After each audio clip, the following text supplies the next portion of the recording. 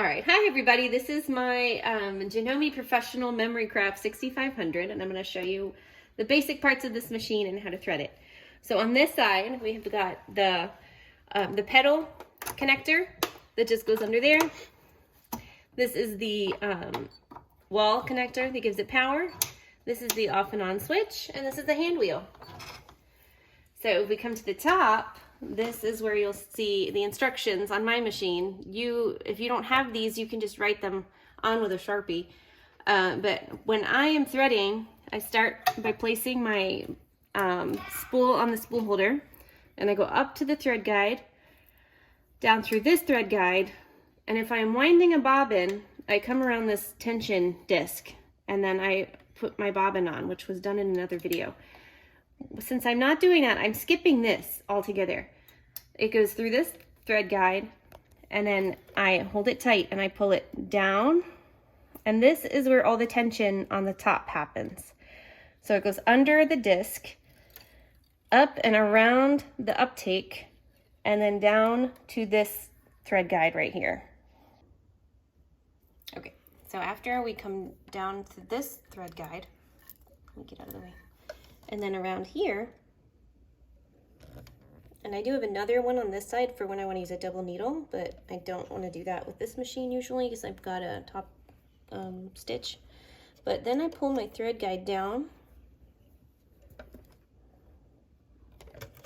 and it pulls the thread through for me. And if you don't have that, then you just have to get real close and eyeball and poke it through, or use the metal threader. So now we're going to access the bobbin cubby, and I always thread my bobbin, so this comes this way, so I'm going to go under it that way and pull down to the left, and then I use my hand wheel to do one stitch, and that pulls the thread up through, and I use my cubby cover to pull all of my thread through. So I will have one string that's from the bottom and one that's from the top. If you find you are getting any pull when you're threading it through here, the chances of your presser foot being down are pretty good. That's going to engage the tension. So you always want this lifted when you're threading your machine, or you might break your tension discs. This knob is, for this machine, is the pressure on the foot coming down. So if I'm doing a corduroy or a jean or something, I usually have this pretty light. I don't have the presser pushing down really hard. This is my snips, my needle up and down. This is a basting stitch. This is my reverse. This is my speed. And then all of this right here is my stitch that I'm choosing, the length, the width, and all of that. These are my most common stitches. So I am going to do a couple other machines for you to see, because not everybody has this type of machine. Go. Okay. So this machine is very similar. Here's my pedal, power, my on switch, my hand wheel. Just looks a little different up here. It's not quite as high-techy with as many options. But here's my thread spool and my cover, because otherwise it will pull it right off and cause knots. So I make sure I always use a spool cover. There is my first thread guide, and then if I'm going to wind a bobbin, I do it with the tension discs here. If I am not winding a bobbin, then I just go straight into my tension on the needle. So it goes all the way around. Make sure I get it all the way around the uptake. You do not want to have any loops, so I always hold it tight with my right hand.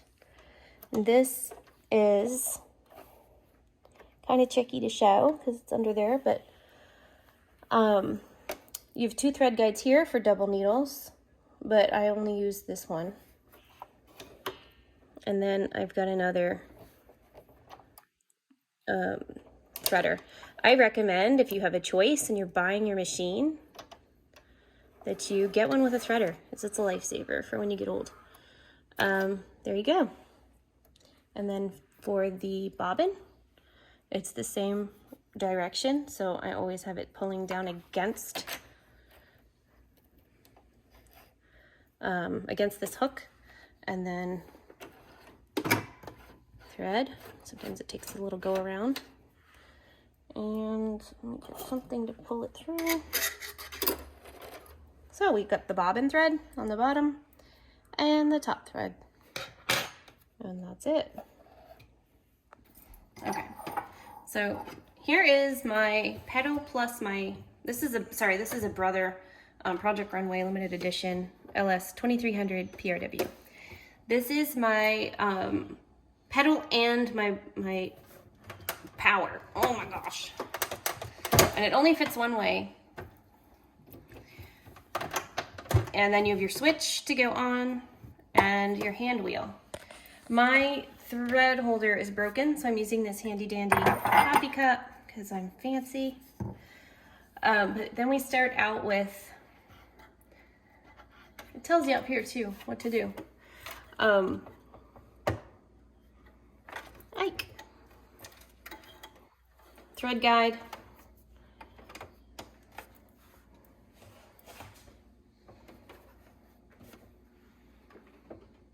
thread guide,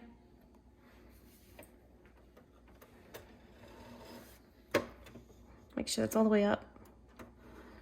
That's my uptake. This is my tension. And this is a little different. I used the thread guide on this thing to the right instead of the left. And then there is no fancy threader, so I have to use my spitty fingers. All right, phew, that was a close one. All right, ta-da. So on this, we have a right position, middle position, left position. This is our width of our zigzag. So if it's on 0, it's gonna go straight. And then this is our length of stitches. So if it's on 0, it's just gonna go straight down in one place. So if we wanted to do a button, we'd put it on 0 so it doesn't move the feet. And then whatever width the buttonholes are, you just have to test it with your hand wheel. And then you can go into your button. Usually I leave that on 2.5, and if I'm doing a straight stitch, on 0. All right, now for the, oh, here's my reverse. Oh, and here's my tension. So you'll see these lines on all of these different machines. Usually I keep it in the middle unless I'm doing something special, but that's commonly, you know, where your machine is happy, on the top tension. So this, I'm not really a big fan of front loading bobbins, just because there's a lot of ticky stuff in here. But here's our bobbin casing. It has a little handle, and this only fits one way in here, but you can't really, can you get under there and see it? Yeah, there's only one way it goes in, so you have to be eyeballing it.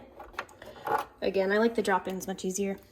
And then on your bobbin, this is your tension on the bottom. So if your tension is way off, this is being squeezed too tight, or it's way too loose, and your bobbin thread is going to show it on your work. So this one actually threads this way, so I have to turn my bobbin so the thread's coming down on the right, and then it's the same as a drop-in bobbin. When you thread it, you just pull it down against the grain and then pop it over, and then in it goes. And then you hold the top thread, turn the wheel, and then pull it up through the plate. So there's your bottom thread and your top thread. And then you're ready to go. Close it up. Ta-da!